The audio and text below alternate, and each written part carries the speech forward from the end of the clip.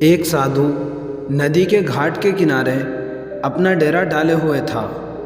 वहाँ वह धुनी रमाकर दिन भर बैठा रहता और बीच बीच में ऊंची आवाज़ में चिल्लाता, जो चाहोगे सो पाओगे। उस रास्ते से गुजरने वाले लोग उसे पागल कहते थे। वह उसकी बात सुनकर अनसुना कर देते थे और जो सुनते वह उस पर हंसते थे।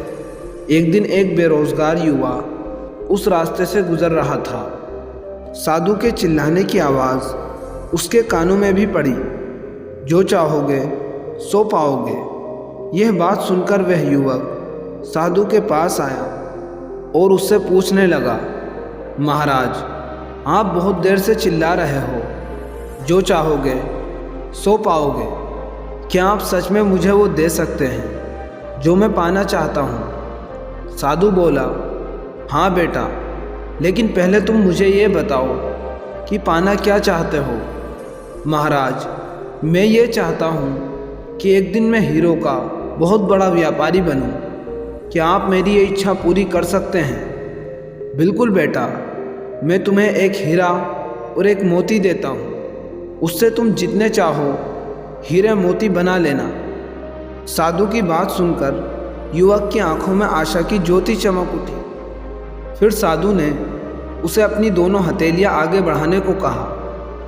युवक ने अपनी हथेली साधु के सामने रख दी। साधु ने पहले उसकी एक हथेली पर अपना हाथ रखा और बोला, बेटा, ये इस दुनिया का सबसे अनमोल हीरा है।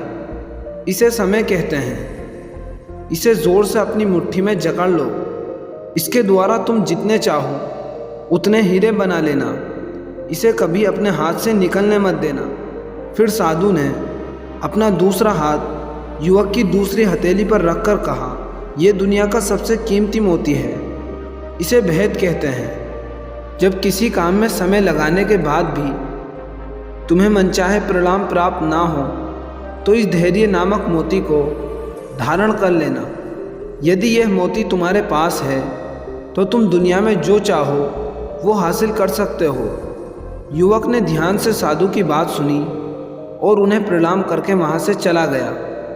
उसे सफलता प्राप्त करने के 2 मंत्र मिल गए। उसने निश्चय किया कि वह कभी अपना समय व्यर्थ नहीं करेगा और सदा धैर्य से काम लेगा।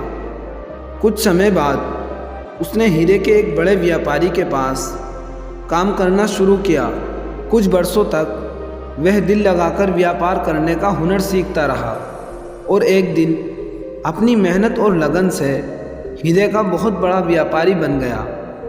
तो दोस्तों, इस कहानी से हम ये सीख सकते हैं कि लक्ष्य प्राप्त करने के लिए सदा समय और धैर्य नाम के मोती अपने साथ रखने चाहिए। अपना समय कभी व्यर्थ न जाने दें और कठिन समय में धैर्य का दामन न छोड़ें। एक दिन आपको सफलता ज़रूर प्राप्त होगी। धन्यवाद।